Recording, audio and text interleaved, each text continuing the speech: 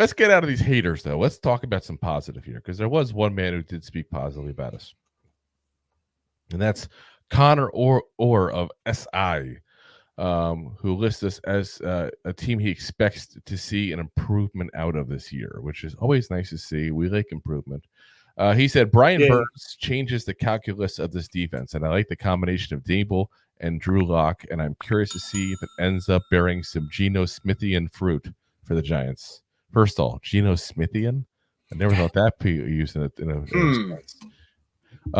He says, while I wasn't sold on Malik Nabers as the best available wide receiver at that point, I think this team can win 8 to 10 games this year despite not having what one would call a transformative offseason. The Giants are still low on weapons, but their offensive line will develop, and their defense is seriously formidable. Interesting. Somebody else said it was the second worst in the league a minute ago.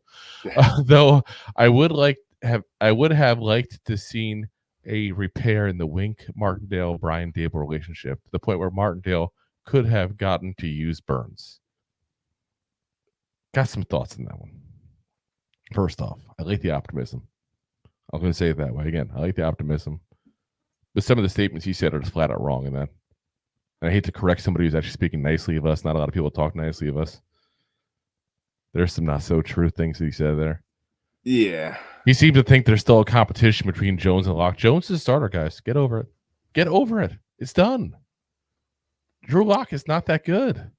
Well, they're trying to sell articles. They're trying to sell. Oh, whatever. I get it. And again, the best, the fan favorite. Whenever you have a bad starting quarterback, it's always the backup. Of course. Or August third string. It kind of reminds me of when Dave Brown got yanked from the Giants and what's his name? Danny Cannell came in to be the starter. Remember Danny Cannell? Like he was never going to be a good player. He was never a good quarterback. He just was better than Dave Brown. That's not saying much. So, he has said that they lack weapons. And if Nabers is who we think he is, and again, he's a rookie, we'll find out. And if Robinson continues to develop, the weapons are there, guys. The weapons are there. Like, I'm sorry, this is the transformed wide receiver room we have. Devin Singletary may not be Saquon, but he's still a solid running back. The weapons are there. I'm not at all concerned about that. The only thing I'm concerned about is the guy under center and the people in front of him. If you catch my drift. That's what the concerns are. He also said he seemed to think that Brian Burns would have shined under Wink when pass rushers historically underperformed under Wink Martindale. Don't forget Kayvon Thibodeau. We talked about during the season. We're pretty sure he broke the record for most sacks in a Wink Martindale defense. Like, you had guys like Matt Judon go to the Patriots and become elite pass rushers. Edge was not a position where you were excelled at and got double-digit sacks on a regular basis in Wink's defense. So I don't know why they think that Brian Burns would have excelled in this kind of system.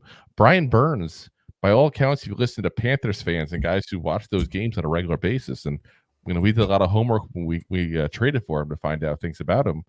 They said that one of the issues with Brian Burns was they kept dropping him back into coverage. That doesn't really help you get a lot of sacks. So why would you think he would excel if given a similar role in Wink's defense? Because that Wink would have done. He would have put him in coverage. 100%. That's what Wink did. He didn't want the edge rushers to be the blitzers. Everybody expected that. He wanted the corner to come out. He wanted the safety to come up. He wanted Bobby Okereke to go up. Like, that's what he wanted. It's a different defense, guys. It's a different defense. So I don't know why they thought that. But again, I don't want to blast the guy too much. I'm just glad to hear something optimistic about the Giants. Yeah, thanks. Wow. It's been a while. Yeah. So. Thanks for listening to Two Giant Goofballs, a New York Giants podcast. We appreciate your support. Thanks so much.